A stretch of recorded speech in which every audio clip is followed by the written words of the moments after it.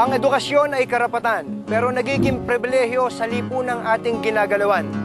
Dahil na rin ito sa kakulangan ng serbisyo at baka nga ng pondo mula sa pamahalaan. Ito ang nag-ugat para sumilang ang ganitong uri ng pagtuturo. Edukasyon sa pamamagitan ng kariton para hanguin ang mga mangmang na kabataan mula sa kasalukuyan nilang kinasasadlakan. Hindi nakakaiba ang ganitong eksena para sa mga kabataang ito. Tulak ang karitong naglalaman ng mga materyales sa pagtuturo, baliwala na sa kanila ang makipagtagisan ng lakas at pasensya sa matinding init sa kasagsagan ng katanghalian. Sa pagsama ko sa kanila, naramdaman ko na walang sinabi ang init ng araw sa init ng kanilang dedikasyon. Talaga malaking sakripisyo para sa mga kabataang ito ang kanilang ginagawa. Siguro sasabihin natin, maliit na bagay yung pagtuturo. Mabigat sa pagtutulak pa nga lang nitong kariton kung saan dako dito sa Cavite City. Sasakit na balakang mo, paa mo, at siyempre magkakakalyo ka sa kalalakad sa kalye. Mula sa pagtutulak ng kanilang kariton linggo-linggo, nakakarating ang mga kabataang ito sa iba't ibang lokasyon para magdaos ng klase. Pati sa lugar na huli marahil nating maiisip na maaaring maging alternatibong silid-aralan, ang himlayan o sementeryo.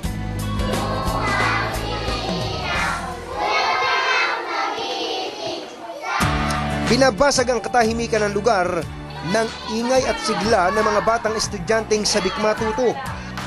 Magiliw naman sa pagtuturo ang mga kabataang volunteers ng grupong Dynamic Teen Company.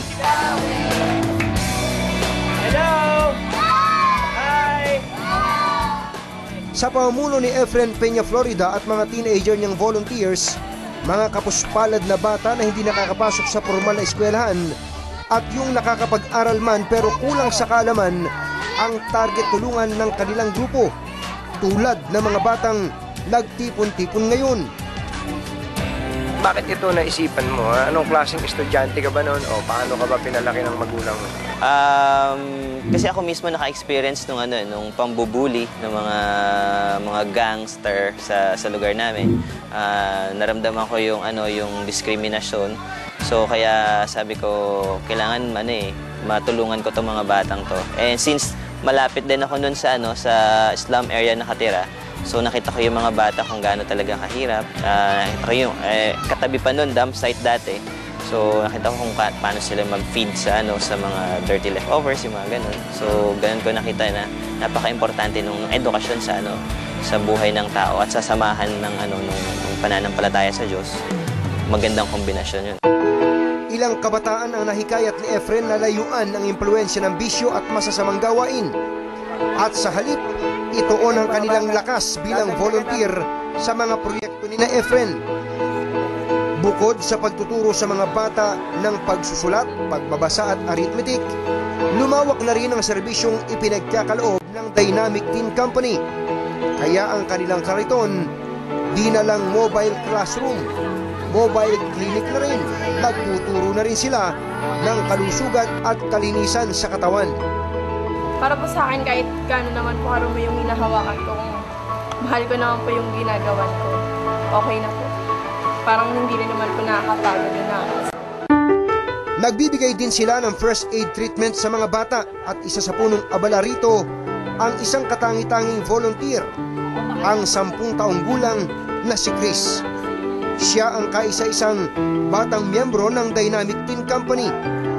Bakit daw niya hihintayin maging teenager pa kung sa murang gulang niya ngayon ay nakakatulong na siya? Dati po ako po yung tinuturuan, ngayon po ako na po yung nagtuturo sa kanila po. Gusto ko po kasi makatulong po sa ko, katulad ko po. Masaya po ako dahil po nakatulong po. At aakalain niyo bang hanggang sa birthday ni Chris pagtulong pa rin ang nasa isip niya. Sa school din po, nagbebenta po ako ng candy po para sa mga bata po.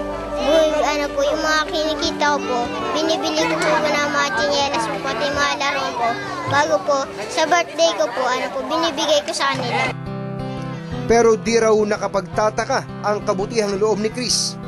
Parte raw kasi ng mga itinuturo ng Dynamic Teen Company ang kabutihang asal. Ito, napaka-importante nito sa pagtuturo sa mga bata ng pagbilang at saka ng pagsusulat. Ito, importante itong lahat ng ito. Pero, lagay ko, ito pinaka-importante. Yung bang mga kwento sa Bible, nakapupulutan ng napakadaming aral ng mga batang ito. At ang kariton, bukod sa pagiging mobile classroom at clinic, mobile canteen din.